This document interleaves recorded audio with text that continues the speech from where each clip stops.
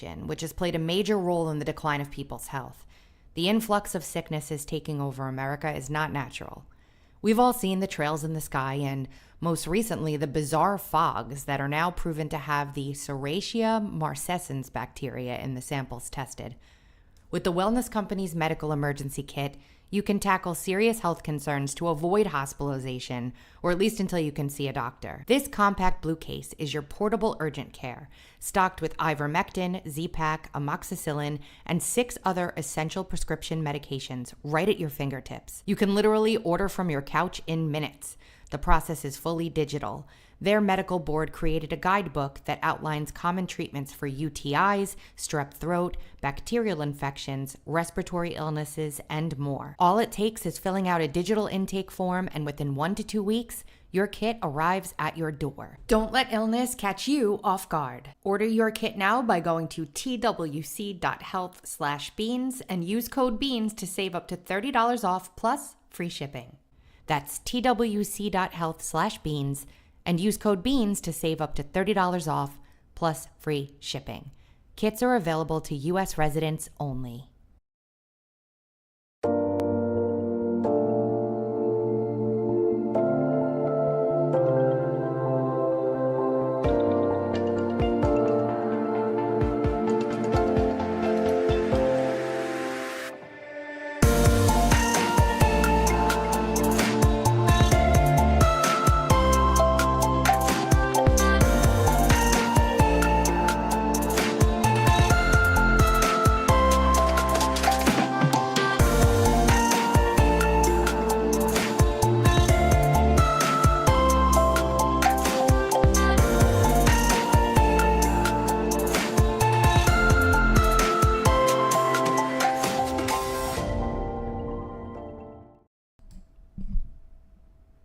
Happy Wednesday.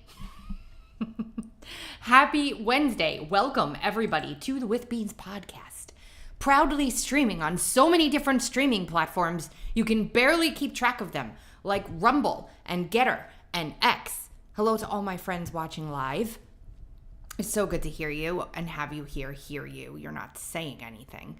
And if you're listening to this on audio, again, it's on Spotify and iHeartRadio and Apple Podcast and all of the podcasting platforms. And if you want to be able to find it on audio podcast, you can go to linktree.com/withbeans and you can leave me a review and you can give me a thumbs up and you can help me reach more people on the podcasting platforms, because I was forced to give up all of my subscribers because my former podcasting company has screwed me over royally. So help me out. I'm past the nice stage of that relationship, and I'm now moving into like complete and utter anger and frustration. Who do we have in the chat today? Let's see. We have my hubby Will. He's here. That's nice. Always. We have Smith. We have Hammer. Oh, Justice in the house. That's nice to see. Welcome back. Zelly's here. Adam's here. Hello, Adam. EBP Crisp is here. EBPB Crisp. Iowa's here. Denise K, welcome. Future Focus here. Baldwin Mike, you need to make your way up here one day when we've got a Zoom link floating around. Who else? Captain Johnny Calico, Razadime. I'm glad you're here. Anna Banana Panda's in the chat. We've got a bunch of people here. Good. We have an exciting show today. Lots of different topics. If you've been living under a rock, you don't know that yesterday there were all kinds of JFK files released by Tulsi Gabbard from the National Archives. And a lot of them were already out already. People are rehashing old stuff that people knew. But I'm going to make a big disclaimer. It's kind of embarrassing. Of all of the conspiracy theories out there, this is the one that I know probably just a teeny bit more about than the general American public does. It's never been my expertise or something that I spent a ton of time on, given the vast numbers of conspiracy theories to grab from. This was like the one that I spent the least amount of time on. So obviously I knew that there wasn't only one, that it wasn't Lee Harvey Oswald. Obviously I knew the film was altered. All the like the basic stuff about it I knew. But like I'm learning some interesting things from other people who are digging into these these files. So that's interesting. Oh, it's Cynthia. I'm sorry. I didn't put two and two together. EBPB stands for energy body, physical body. Both very important bodies. Your energy body exists. It comes out to about here. It's the energy that your body emits, which is interacting constantly with everything around you. And it's something I haven't talked about very much yet, but I will be, because it's important. It's why grounding works, for lack of a better word. And there's more. There's more to that as well. But anyway, I have funny stuff to start off the show today. Then we're going to get into the deportation of the gang and the things that rolled from that. And then we're going to get into the JFK files. And Ryan, who I worked with to help the people in Western North Carolina and was on the show a couple times, got Grok to do like a summary of what those documents showed. So we'll go through that. And then I have the newest thing from HHS, which is that RFK has directed the FDA and others to take a very good hard look into what is in our baby formula. And that is something that I actually am I've dug into and had the pleasure of interviewing Zen Honeycutt when I guest hosted the High Wire back in July of last year. And I have that up on my social accounts because the interview is really, they ran the study to do the investigation into what is actually in the baby formula. And I interviewed her and a wonderful pediatrician about the study they did. And it was really illuminating and it was a great interview. And so I put that up on socials independent as a standalone for everybody to hear, because there's a lot of people talking about it. Like, should we really be giving our babies high fructose corn syrup solids at like 2 days old? And so we get into a little bit of that stuff because it's new and fresh and everybody's talking about it. And, hopefully we can cram all that stuff into an hour. We'll see. But mandatory that we have some laughs and some fun. So here's one. I'm a singer. I sing, or I used to sing a lot. Now, not so much. But this is one of the songs that I was able to sing when I was younger. And it is one of the hardest songs to sing that exists. And this kid gives me chills. I'm going to show it to you now.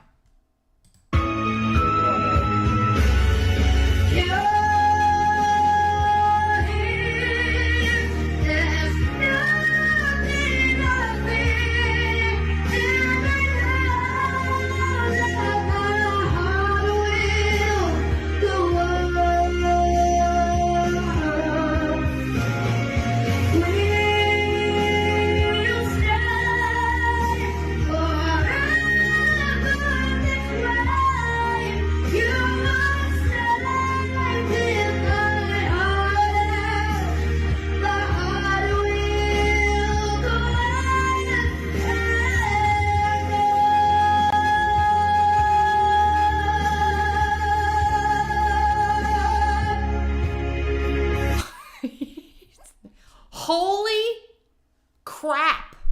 Not only that, but you see, he's like, here, I did it. And you, so what? Where did he come from? I'm drinking my Relight electrolytes, non-sponsored, but the only ones I drink. Relight hydration, non-sponsored. Don't get a dime from it, just recommending. If you want a good electrolyte drink, you can try this one. That kid's amazing. Like, that's amazing what he just did there.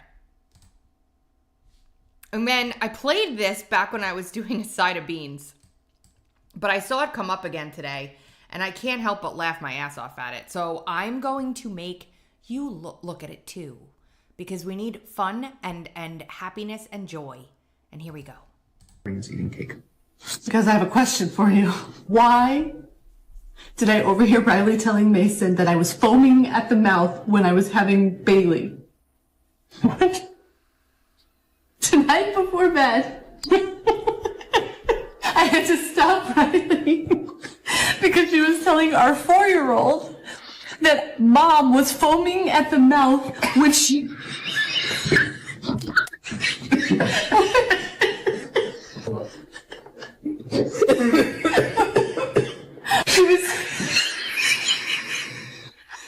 Riley, okay, Our 6-year-old was telling therefore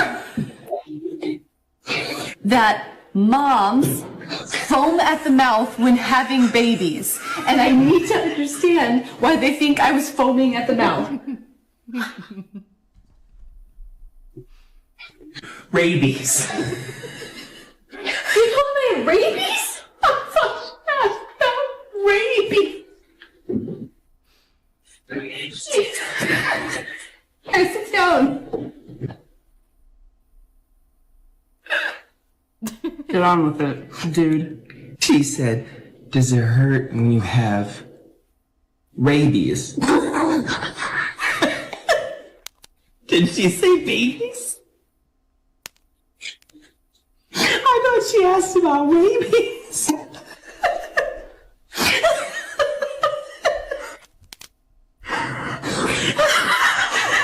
I told her basically that it really, really hurts when you have rabies.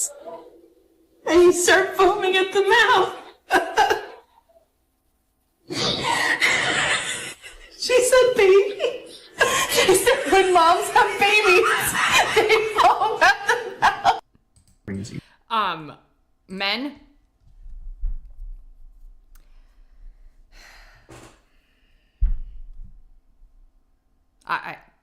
Rabies. She asked about babies. Babies. That makes me... I've seen that clip probably 100 times. I can't help myself every time. And then there was this that happened. This is the most insufferable nonsense I've ever seen in my life. This woman gives all of us a really bad name. All of us. I never thought that it would be possible.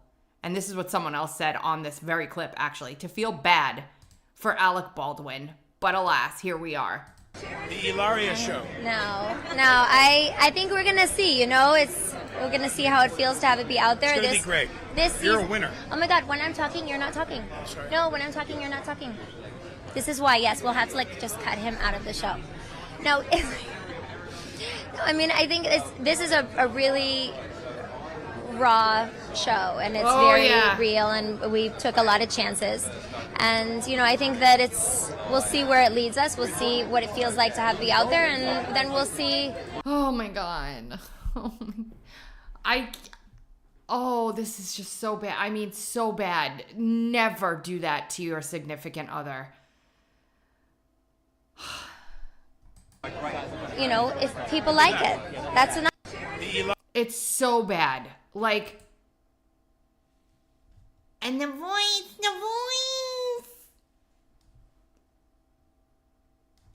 She's got the voice.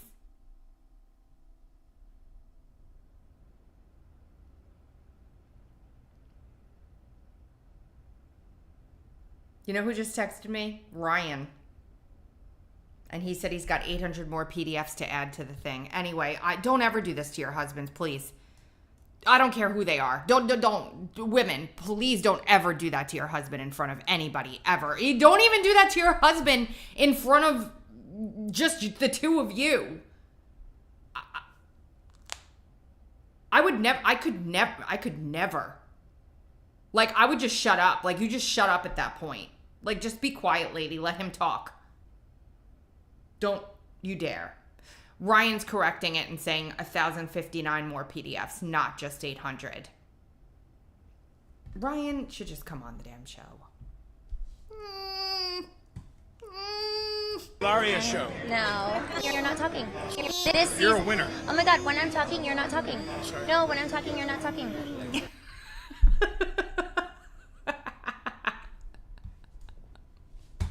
All right, on to important stuff. There's been a lot of harassment going on. There has been doxing. There's a whole big doxing website out there of anybody who owns a Tesla and other people that the left doesn't like thrown into this doxing manual or database where people can go to find the addresses of the people they want to physically attack. It sounds so normal, doesn't it? So normal. But Tim Pool was looking through this thing and he found somebody in there that really probably shouldn't be in there. Owners. Yeah, that's really scary. Whoa. It doxes Kash Patel. Oh my Really? goodness. Yep. Oh, it's over for them. Yeah.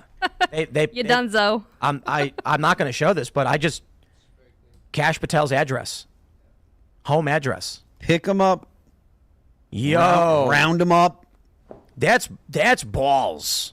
Kash Patel's address is in here. That's really wild. Is that real? That's crazy. Yo, that's messed up. Everybody's address being in there is messed up, but that's really bad. That's really bad. It's terrorism, and it needs to be treated as terrorism. People are getting swatted all over the place. I feel like now, like, it's become like a club. Like, if you're swatted, you get to talk about being, I'm not interested. To whoever's doing the swatting, I don't know why you're angry, but I'm not interested in being in the swatting club, and I probably won't be, which makes me happy. So yeah, like, there needs to be a big investigation into all of this. Baldwin Mike is making it a point in the chat to tell us that he is absolutely not related to Alec, as far as he's aware. And that's good to know, because I was about to bar him from any broadcast that I'm a part of, ever. So I'm glad you cleared that up, friend. So the president took a bunch of terrorists in the form of Venezuelan gang members and deported them out of the country to an El Salvadorian prison the other day. Gleefully, I should add, at where they belong, as he should, as my daughter would say, as he should, okay? And they asked Tom Homan about this the other day because the law he used to do it is old. It's a 200-year-old law that allows the president to do this. And so Tom Homan was asked about it, and this is what Tom Homan had to say. You say to those who claim you're using a 200-year-old law to circumvent due process? An old law? Not as old as the Constitution. We still pay attention to that, don't we? But some would say this is... How many more terrorists do you plan on deporting to El Salvador? How many more people do you plan on deporting back to the countries which they came from so they can't kill your citizens? How many more people do you plan on deporting without due process? I mean, come on. And so we published a column on this today. It's a really good summary of it by Brooklyn Robinson for UncoverDC, and you can go and read it. She goes into Tren de Aragua's history, where they came from, what they've been responsible for, what's going on. She goes into the segment on CNN that I'm going to play here for you now, a little bit of it, which is masterful, by Stephen Miller. I mean, if there were ever a person... The dim-witted CNN host, whom I will not name, cannot follow any intelligent conversation whatsoever. This clip is 9 minutes long. I shared it on socials, and it went pretty viral, and it didn't only go viral on my account, it went viral on everybody's account that shared it, because it's that good. And so, as this was all going on, we'll play the clip in a second, but as this was going on, the judge in the case, Boasberg, whose name you should remember if you followed anything about what happened with J6 and other stuff in D.C., said that the president couldn't deport these people, but the plane was already on the way and landing in El Salvador. Do you want us to bring them back? Do you want us to bring them back? Is this what we're saying? And President Trump put out a very strongly worded tweet, truth, that said... that judge should be impeached for being an enemy of the United States. And then John Roberts, Chief Justice John Roberts, had to come out and make a political statement about it, saying, oh, we have a process for bad decisions in this country. It's not to impeach judges. Dude, you should not have dipped your toe in this water. Are you going to continuously protect people who are breaking the law in this country and killing American citizens? These are not like regular everyday people. And even if they were, they're not here legally. But let's listen to a little bit of Stephen Miller here, schooling CNN on what the law is. God, I love him. You called the judge's order just earlier today, quote, patently unlawful, end quote, and said that it was an assault on democracy itself.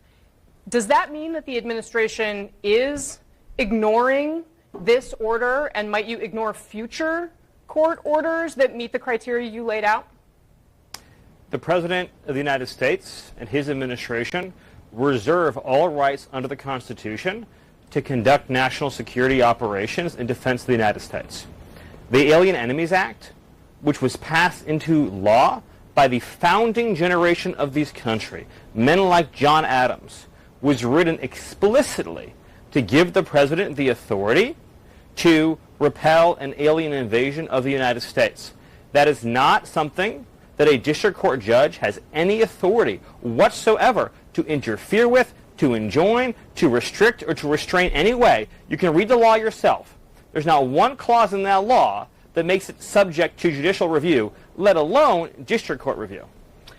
So, Stephen, when you say that this person has no authority at all, this is how our system works. It starts with these judges and then continues. No. Not for no. Up. At what point does it become, in your view, legal for the justice system to be looking at this and making a judgment? And I fail to see how there's any other way but to start with where we're starting here before you get to eventually the Supreme Court. Well, so first of all, there's a term in law, justiciable. This is not justiciable. In other words, this is not subject to judicial remedy. This has already been decided. It's like we're going in reverse here, and I saw Adam say this a few minutes ago. Like, we don't have years to wait for these cases to make it through the courts, which is why they're doing it this way. They're using and abusing the slow roll of the Justice Department or the justice system to try and stop the President of the United States from implementing his policy under the powers enumerated to him in the Constitution. When the President is exercising his Article 2 powers to defend the country against an invasion or to repel a foreign terrorist that is unlawfully in the country, he's exercising his core Article 2 powers as Commander-in-Chief. Is Venezuela invading the U.S.? This is a very important point. Yes. This is a Title 50 authority. It's a Commander-in-Chief authority. So just to ask you a simple question, you talk about how the system works. Does a district court judge have the right to direct or enjoin troop movements overseas? Yes or no? Well, Stephen, my question... Well, no. You can answer my question first. In other words, is Venezuela invading our country in a way that would apply this way? So I'll answer yours and you'll answer mine. Under the terms of the statute, Tren de Aragua is an alien enemy force that has come here as detailed at length in the proclamation at the direction of the Venezuelan government. The statute says that a president has the ability to repel an invasion or predatory incursion that is directed by a foreign state government. or a government, right? Are they a state or a government? government? Is your eye all right, lady? Is your eye okay? Are you that stupid? Like, just give up. Journalists are not supposed to be, like, on news shows like this, taking opinions and fighting against. It's so sick what's happened. Yes, it is documented that TDA was sent by the Venezuelan government in the proclamation. And here's an even more important point. Under the Constitution, who makes that determination? A district court judge elected by no one or the commander-in-chief of the Army and Navy? The president and the president alone makes a decision of what triggers that determination. So do you then think we are actually at war with Venezuela, the nation state of Venezuela? You're not hearing me and you're not understanding me. Read the statute. Alien Enemies Act, 1798. It says if a predatory incursion is perpetrated by a foreign government, so it lists three qualifying actions. It could be an act of war. It does say at the very beginning that there has to be declared war against a nation or a state. That's what it says. No, wrong. Janet in the chat said, Stephen Miller's wrong is going to be the I don't care, Margaret. Look up the statute. It's on my account on social media. That's actually where we found it. Yes. I just can't stand these people. I should just have a channel full of live reactions to bad media because these people are so insufferable and stupid. Like, it's not even, I can't. It says, or a predatory incursion, or an invasion. The statute delineates three criteria for triggering the Alien Enemies Act. One is an act of war. which, by the way, an invasion is an act of war, but put that aside. One is an invasion, which this is. One is a predatory incursion, which this is. So it actually meets all three statutory criteria. But with respect to this particular statute, the proclamation is utilizing the incursion and invasion language in the statute. So, but this is a very important Stephen. question, because no, hold on. It's a very important question. You said the way our system works is the President of the United States commands the armed forces of the country, commands the foreign policy of the country, and that's subject to district court review. That is fundamentally untrue. I never said that, Stephen. I did not say... That has never been true. This was not a military operation. A district court judge can no more enjoin the expulsion of foreign terrorists to foreign soil that he can direct the movement of Air Force One, that he can direct the movement of an aircraft carrier, that he can direct Marco Rubio to engage in diplomacy in a country or not. Do you think the Supreme Court has any say over this or not? Does the Supreme Court of the United States have any say over the things that you were just outlining right here? I believe what the Supreme Court will say is what I just said, which is that the president... They have said it already. They've said it already. It goes on. I'm putting the clip in the show notes below. For the interest of time, I'm going to move on. But it's masterful. I mean, Stephen Miller is just a genius, okay? And because of the way I don't even have to play this clip. Because of the way the media handles this nonsense and lies to people, we get guys like this wearing his nice, nifty little open shirt and his jacket. Just watch this. I mean, do I even need to say anything? Do we need to play this? Or can we just look at his face and know where this is going? Here. Not mad enough yet to take to the streets en masse and protest what is being taken from us? Like they are in Europe, where they understand the price that will be paid if they do not stand up now. So much of what we have taken for granted here in America is truly being ripped away from us, and I know most of you understand that. But it is time for us to speak with our feet and go into the street. If you are not mad enough, let's add this fuel to the fire. The Trump administration deported a Venezuelan man from the United States to El Salvador, where he will be put in a prison camp that will make money for the El Salvadorian government from us. Our tax dollars are going to be a profit incentive to enchain a man in a foreign country. All of a sudden he cares about his tax dollars? He's very angry, and he's kind of unhinged. They deported a Venezuelan gang member to El Salvadorian prison where he belongs.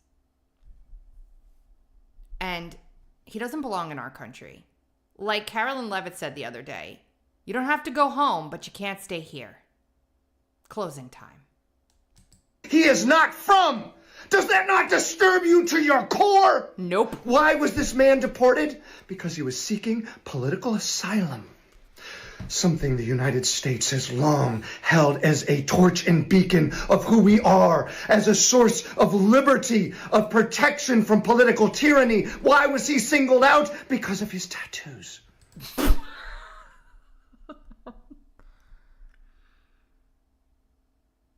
It's always the eyes.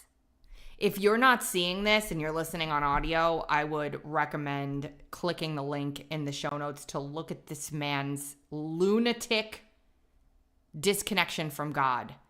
That's what this is. In all of the years that I've been an activist, I've never gotten this insane. This is... A man was robbed of his freedom and life and striving to be here because of a misinterpretation of his tattoos. I will remind you.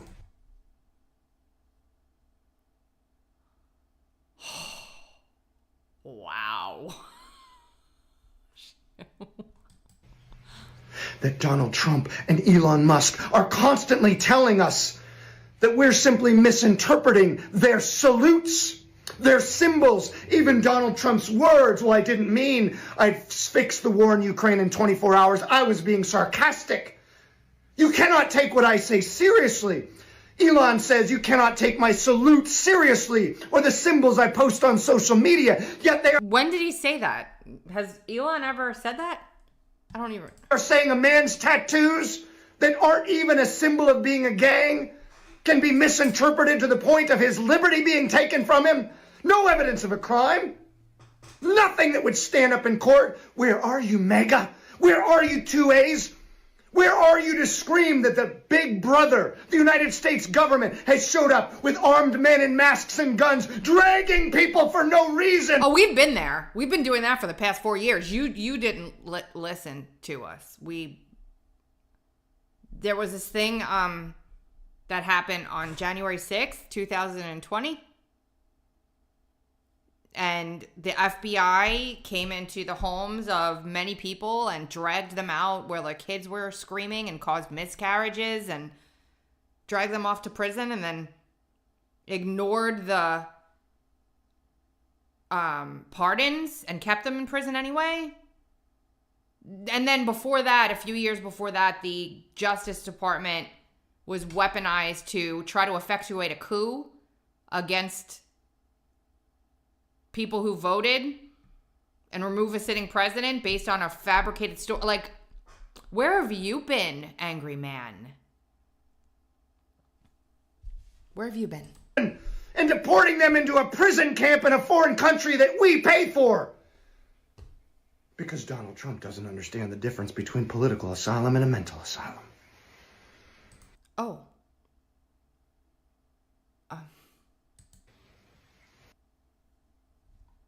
Yeah.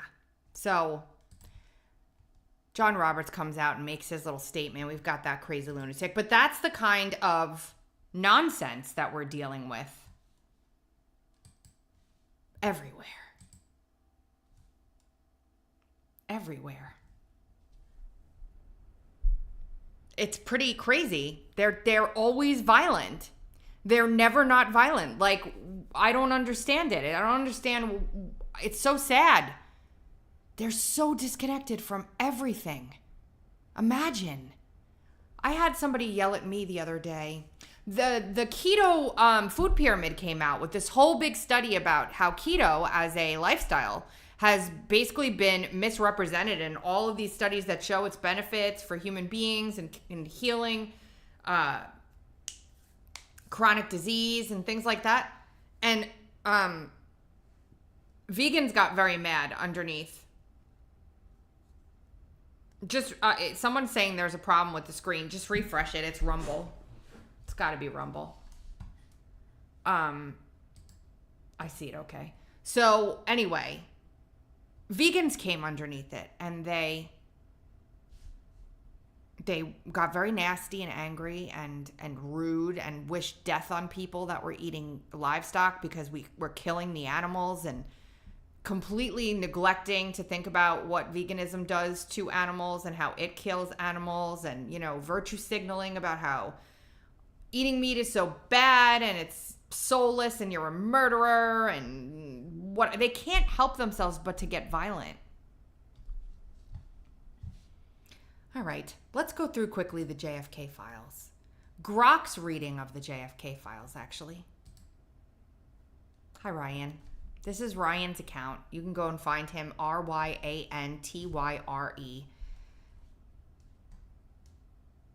Below is the detailed output from Grok when given the JFK files released 3/18/2025. Are you ready? Let's read. Let's read together, shall we? Educated guess who was responsible for JFK's death. Drawing from the analysis of the 31,419 pages and synthesizing it with public records like the Warren Commission, HSCA findings, and declassified documents, the most plausible culprit emerges as a conspiracy orchestrated by a coalition of interests with the following key players and roles. Lyndon B. Johnson. As vice president, LBJ appears as the highest level figure with motive and means. The files suggest he approved the vulnerable motorcade route on page 17,890 and had a pre-assassination discussion with CIA Director Alan Dulles, page 31,419. Quote, proceed as discussed, deniability critical. That's probably the most damning thing that you could write in a government document, but hey. His motive likely stemmed from the political ambition, becoming president, and personal animosity towards JFK as hinted in historical accounts of their rivalry. LBJ's post-assassination push for a cover-up further implicates him as a coordinator in ensuring the plan succeeded. The CIA is number 2. The CIA is number 2. Surprise! I know you guys are all stunned that the CIA was somehow involved in this. I was so blown away. The CIA's early surveillance of Oswald and aborted recruitment, Project Sparrow, show they viewed him as a controllable asset. Dulles fired by JFK after the Bay of Pigs had a grudge, and Angleton's counterintelligence expertise could have engineered the operation. The files' evidence of CIA suppressing Oswald's Mexico City contacts points to their role in both execution and cover-up, motivated by revenge and Cold War agendas. The Mafia. Sam Giancana, Salvatore Russo via Jack Ruby. The Mafia, angered by JFK's crackdown on organized crime via Attorney General Robert Kennedy, emerges as the operational arm. Giancana's orders to Russo and Ruby to silence Oswald suggested they handled the ground-level hit and cleanup with Ruby's $10,000 payment as evidence. Their motive was retaliation and self-preservation. Victor Petrov, a new figure from the files, likely acted as a foreign intermediary, funding Oswald $15,000 via Nova Enterprises and coordinating with Cuban intelligence. His motive aligns with Soviet-Cuban hostility towards JFK post-Bay of Pigs and Cuban Missile Crisis, aiming to destabilize the United States, a global conspiracy we're in now. Unbelievable. Lee Harvey Oswald, the patsy. Oswald fired shots from the depository, but the file's second shooter evidence and his funding suggest he was a manipulated tool, not the mastermind. His role was to take the fall, as Russo's Fall Guy comment indicates. Conclusion. I posit LBJ is the linchpin, leveraging CIA expertise, Dulles and Angleton, for planning, mafia muscle for execution, and Petrov's Soviet-Cuban backing for resources, with Oswald as the scapegoat. This aligns with the file's revelations of high-level orders, multiple shooters, and a cover-up surpassing the Warren Commission's lone gunman narrative, and the HSCA's vague conspiracy hint. Motives intertwine. LBJ's power grab, CIA's vengeance, mafia's survival, and Soviet-Cuban geopolitics, making it a perfect storm of collusion. We should upload all the Spygate documents into here, see what it comes back with. There's a detailed analysis underneath this. It goes really in depth into all the people in the cover-up, the analysis of the cover-up, and then the detailed analysis is underneath. The full summary of all of the documents is under here. This is something else. And there's more. There'll be more to come. Ryan's going to stay on top of the JFK files, I think. So if you want to find more information about him, go to Ryan's account on X. RyanTyre. And then I saw this. Kingmaker. He has a lot of threads on the documents right now on his social accounts as well. Groundbreaking document shows Oswald's commander went on record to state that Oswald was in fact recruited by the CIA. Some of the stuff that people are talking about right now is old and released already, but new for most people.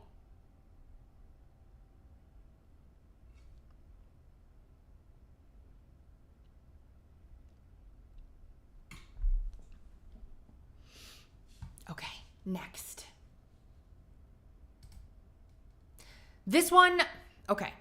The SV40 thing has been disputed by people that I trust, saying that the COVID-19 vaccines don't have SV40 in them. But how in the hell in the world can SV40 play into the JFK assassination? How, you may ask? Here we go. The CIA tried to cover up the connection between alleged JFK assassin Lee Harvey Oswald and his killer Jack Ruby, who claimed he was injected in prison by a shot of cancer cells that Oswald just so happened to be working on with the CIA in New Orleans to assassinate Fidel Castro. No wonder why Trudeau hates us so much. On May 6, 1964, Assistant FBI Director Alan Belmont was interviewed, and on page 27 of a 473-page report, he was asked about this connection. Where are the other pages to this report? Was this question ever answered? The link to the document is below. I will share it in the notes. We explored this subject in our film Kill Shot and discovered not only was there a completely separate CIA bioweapon program Lee Harvey Oswald was employed in prior to the JFK assassination, but they weaponized SV-40 in this project to cause cancer on demand in enemies, and it ended up in the COVID-19 vaccinations. This is all stuff that was already out there. Again, this movie was out December 3rd, 2024, but people like Sean Hendricks don't know this information. I always have to calm myself down. For example, people sharing clips of Carrie Mullis talking about the PCR test. I had Celia Farber, who was a reporter on a massive cover-up during the HIV crisis, and she was the beat reporter for Harper's Bazaar at the time doing this. Not a beat reporter really, but a human interest reporter covering the HIV outbreak, who uncovered that Carrie Mullis was saying, you cannot use my PCR test or my PCR method to make it a test and uncover a virus. So when they announced they were using PCR to uncover COVID, or to test for COVID, Celia came to me and said, we need to write this up immediately, because I had extensive relationship with Carrie Mullis, and he told me X, Y, and Z back in the HIV crisis about the PCR test. And on April 7th, 2020, we published the column, Was the COVID-19 Test Meant to Detect a Virus? And of course, Sharon has the link for everybody if you're watching on Rumble, because she's good like that. We did that in April of 2020, like right when they really started ramping up on the COVID, like, worry.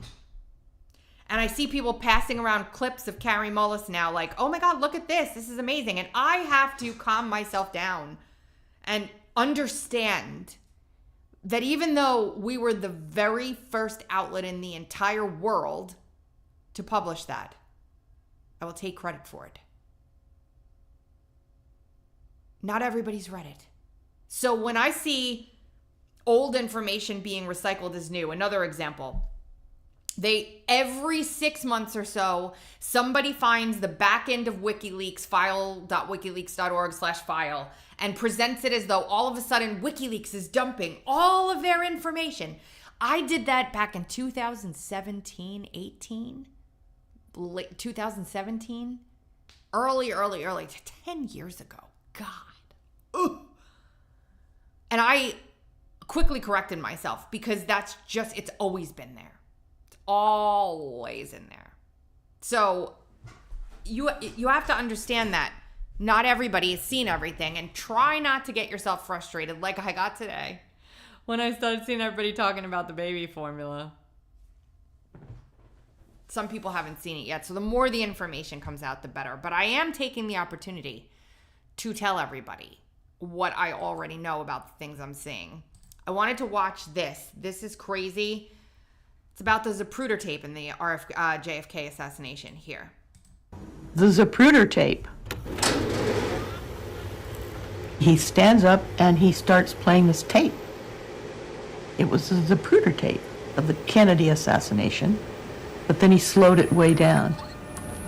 And it was so slow that you could almost see the air moving. Then you saw the driver take a gun and go like this and shoot Kennedy, and the bullet comes out of the gun this slow, very, very, very slow.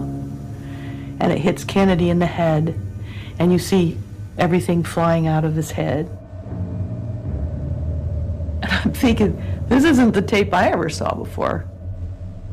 So I said, is this a doctored tape? What's this about? And he said, this is the original one. And I said, no, And he says, well, I'm going to show you the one that you've seen on the media. Now, the next tape is your typical one where the driver just keeps driving, never even flinches with the gun. And he stops the tape. And he says, look at the tree. And there's the top of a tree growing in air. And he says, this is the one that you're seeing on the media. and it's been doctored. He looked very, very intently at me and he said, nothing is as it appears to be. Now, there's different opinions on this, but I will say something. The techniques and tactics being used to engineer psyops and cover-ups and all different kinds of conspiracy theories and stories about JFK assassination is also used in the UFO discussions and also used in the 9/11 discussions and also used in any other of the bigger conspiracy theory quote things out there.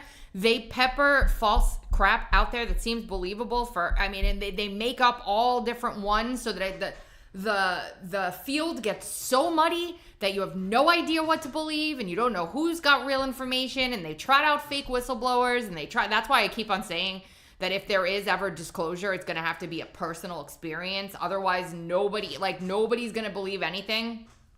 It's the same nonsense. They pepper crap out there and people believe it. And the crap they're peppering out there to say that the original stuff is fake itself. And so without a very, very strong connection to your intuition, and frankly, I'll say it, to God, to our creator, you cannot come to a conclusion. And you're misled. And then they weaponize your fear about being... Do you ever notice people that will follow conspiracy theories are addicted to the fear? They're addicted to it. It's like a dopamine hit. They will find the worst, most scary, most terrible things, and then they will obsess over them, and they'll go down this rabbit hole where everything is bad and everyone is out to get you, and there's nobody that you can trust. That is on purpose. They're literally weaponizing the way your brain and your soul work. And they're manipulating you to cause a disconnection so your internal guidance system is gone. You forget how to live in joy. You forget how to love. You forget how to exist without this deep, dark fear of something terrible that's going to happen. And that is exactly the point. Is to engineer things to such a point that you're an automaton, and then they weaponize you to fight against other people. And I hate to say this, but they've done it with religion too. All I see, I don't know why, maybe because I was served it a couple times and I commented about it, but my entire social media feed for the past week had been until today people having religious battles with one another, or whatever denomination they fit into is the right one. And even if someone's the same denomination but has a different interpretation of some Bible verse, they're fighting with each other like they just want to kill each other. The nastiness, the language, the damnation, the eternal damnation to hell that I've seen people throwing at one another over what? If you believe that, and if you believe that's your salvation, then just believe it. Good for you. That's all you should be cared about. You should just worry about yourself, man. They weaponize these things. They weaponize the human soul. The goodness of it. Most human souls, they don't want to think about the fact that governments lie. Live your life. Just live it. Just live your life. Find the beauty and the joy in the little things. Listen to people singing like that little boy in the beginning of the show.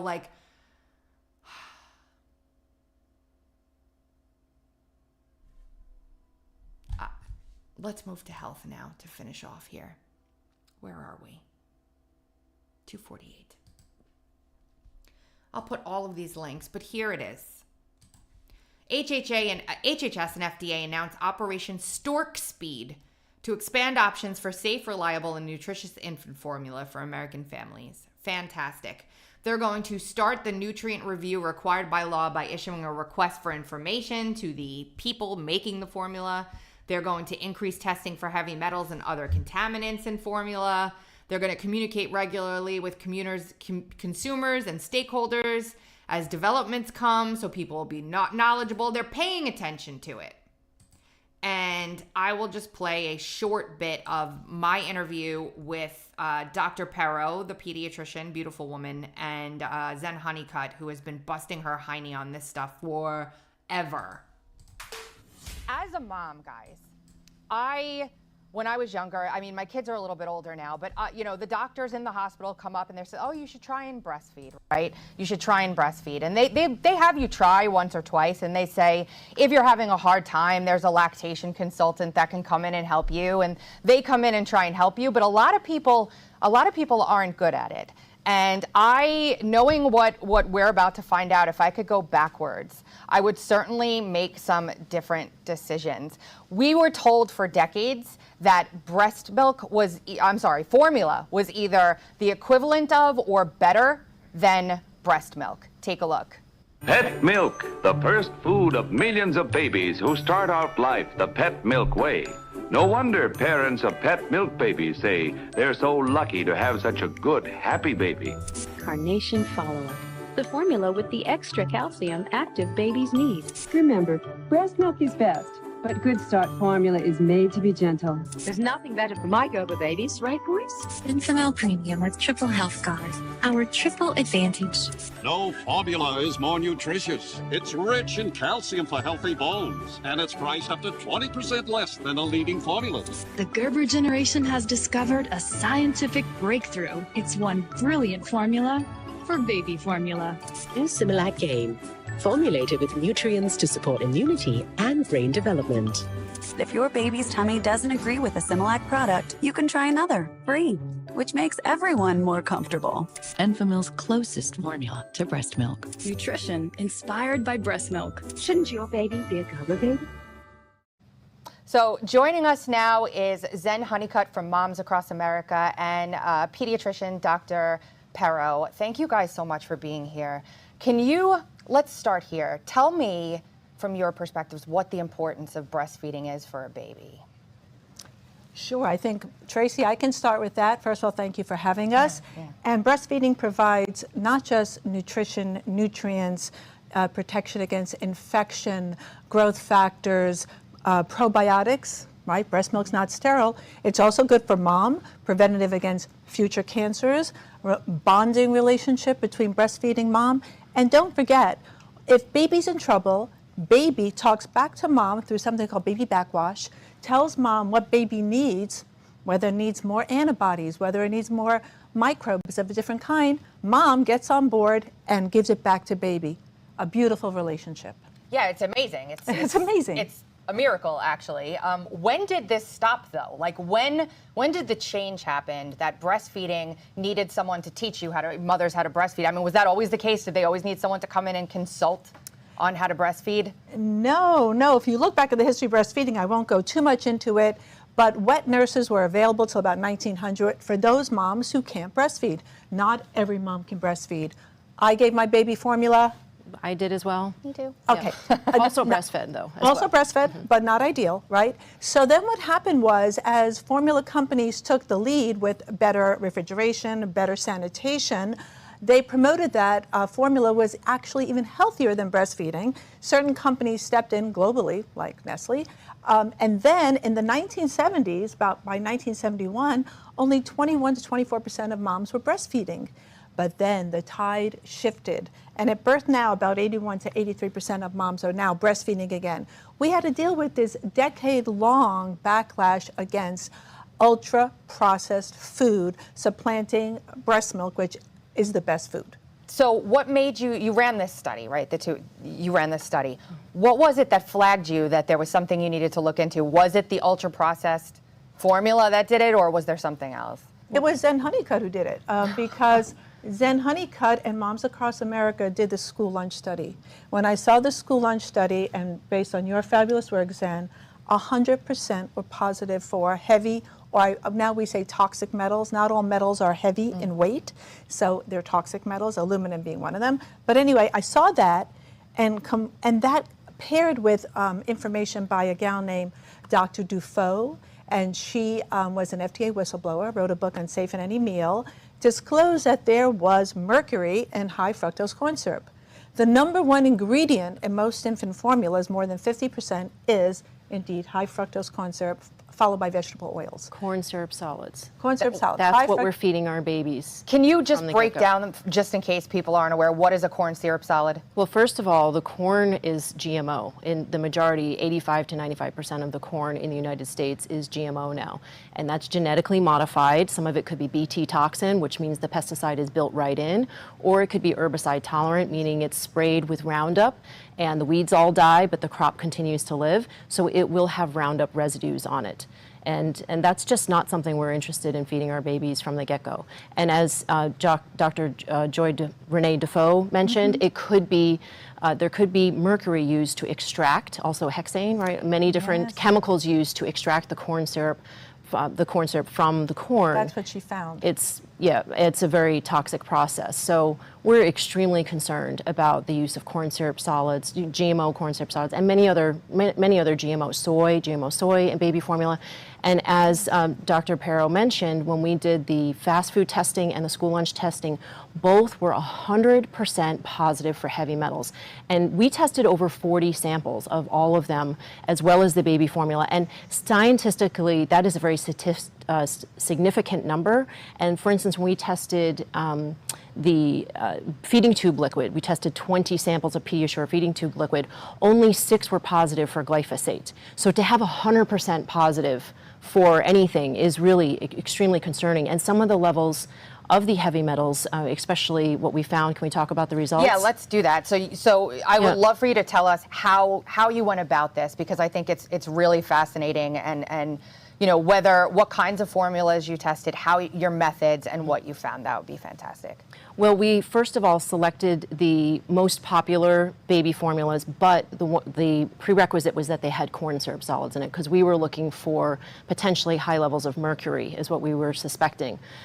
So then we also selected 2 samples of each brand from different locations across the country. So we had them ordered from different locations like Target, Walmart, Amazon, those types of places, and had them shipped directly to the lab. Nothing was opened, and the lab tested powder formulas. Do you want to mention why it was powder formulas? Well, we were really making sure that our scientific technique was almost as flawless as we can make it, to avoid scrutiny, but also to give the best science possible, because science itself, as we learned during COVID, may be a little iffy. So we, as Zen said, looked everywhere, used powder so that water wouldn't be a negative factor, because we didn't know the types of water that the companies were using. Were they using distilled? Were they using tap water? We didn't know, and we couldn't control that.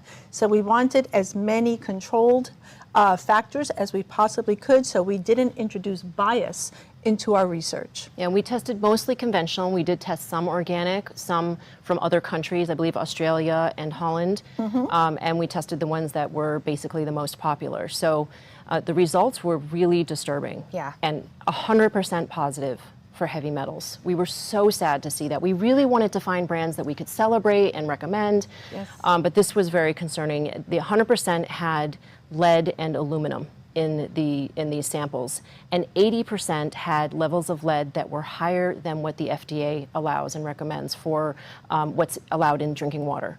And 57% had levels of arsenic in them, 55% had mercury, and 35% had cadmium. And these are neurotoxic and carcinogenic chemicals. I mean heavy metals and toxic metals. And, you know, like Jeffrey was talking about the study, you know, not having long-term safety data. In this case, they haven't even run studies to see what would happen if someone was exposed to all of those. Tracy, you nailed the most important points. What we know is that these toxic metals are synergistic. So if you just had one in there, like the aluminum, which was 1,000 times higher than all the other 41,000 parts per billion of aluminum, in our astronomical levels, which is awful. But there are synergistic effects, and I would be remiss if I didn't mention our dear friend and colleague, Dr. Stephanie Seneff, wrote a paper about this and is involved with this study, as we are the new MDs, moms, docs, and scientists. And in a paper that she wrote and she showed that when heavy metals were combined, like lead, like cadmium and mercury, the toxicity was exponentially higher. I couldn't find one paper that looked at all 5 of these toxic metals. They are all neurologically damaging, all 5 of them. And at least 6 of our formulas were positive for 5. There was one neurologic-based formula that was positive for 4. And goat milk. this disgusted me to the point where I could barely sit there when I was doing this interview with these two amazing women. Like, I'm going to play more. I'm going to go a few minutes late. Goat milk formula. Oh, the goat milk one is the one that had 41,000 parts per billion of aluminum, and we don't know what is going on there. We suspect there's a couple different things. We suspect that there could be aluminum in the machinery that grinds it up. However, that same company also had an organic brand, and that one only had 13 parts per billion of aluminum. So then that leads more towards the ingredients, and the ingredients must be coming from animals that have either eaten aluminum, could be sprayed, geoengineering, aluminum is used in that, could be coming down on the ground and being sprayed there. There could be aluminum in the vaccines that the animals are receiving. We simply don't know, and more testing needs to be done. If I were the head of the FDA, there would be all kinds of testing being done right now on baby formula to find out why there are such astronomical levels of aluminum in baby. And I got the chill bumps. They're doing it. For all the things that you get upset about on a daily basis, this is being done at HHS right now, at FDA. It is really the most beautiful thing. People don't know about this. I could never hope and pray to reach enough people with this information. That's why I'm constantly like, please share the show. Please share it. I'm going to link this in the show notes today so you can share it around. A lot of women are exclusively breastfeeding now, but remember, what you're putting in your body is going into your baby. And so we had a lot of reports, especially after the COVID vaccine, of breastfeeding babies having real serious reactions to their mother's breast milk. If you're a breastfeeding mom, you treat your body like the temple that it is, because you're feeding your baby what you are putting in. Is why they don't want you to drink when you're breastfeeding. So there's a lot of really amazing things happening. And those are things we should be happy and proud of. But our babies are being poisoned by toxic baby food. And there are solutions in this clip on how to make your own and how to make like your own.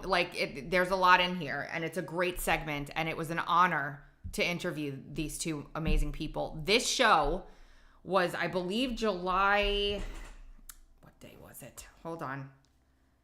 It was July 18th. It was literally the week after the attempted Trump assassination in Butler, and I had the honor of hosting the High Wire, and we talked about that quite a bit. So that's it for today. Friday's show will be with Frank, as per usual. Again, we're at 3 days a week so that I can maintain some level of sanity. Share this out with your friends. Hit the thumbs up button. Like it. Leave a comment. Tell me how you feel about all of this stuff that's going on. A lot of news. And we will be back on Friday.